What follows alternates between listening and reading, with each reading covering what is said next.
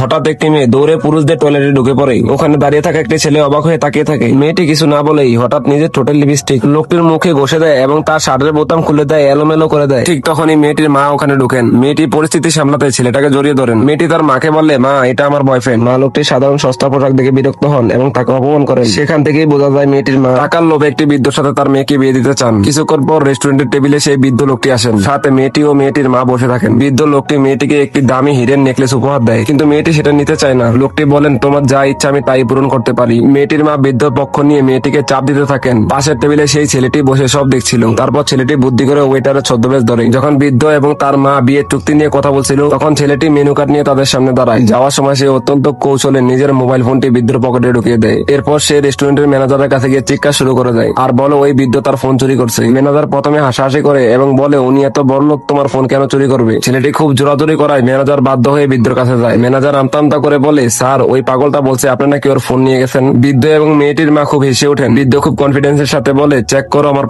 পকেটে কি আছে দেখো। কিন্তু যেই সে পকেটে হাত দেয়, অবাক হয়ে নিজের পকেট থেকেই ফোনটি বের করে আনে। মেয়েটি এটা দেখে মনে মনে খুশি হয় এবং হাসতে থাকে। ছেলেটি সামনে এসে নিজের ফোন কেড়ে নেয়। বৃদ্ধ পরিস্থিতি সামলাতে এবং যুবককে তাড়াতে এক গোছা টাকা ছুড়ে দেয়। ছেলেটি টাকাগুলো গুনে বলে, এত অল্প টাকা হবে না, আরো লাগবে। বৃদ্ধটি রেগে আরো অনেকগুলো টাকা ছুড়ে মারে এবং বলে, এবার বিদায় হোক। মেয়েটি প্রায় হাল ছেড়ে দিয়েছিল, কিন্তু ছেলেটি সেই সব টাকা উপরে ছুড়ে মারে। রেস্টুরেন্টের সাধারণ মানুষ টাকার লোভে কারাগারি শুরু করে দেয় এবং একটি বিশাল বিশৃঙ্খলা তৈরি হয়। সেই ভিড়ার বিশৃঙ্খলা সুযোগে ছেলেটি মেয়েটির হাত ধরে সেখান থেকে দৌড়ে পালায়।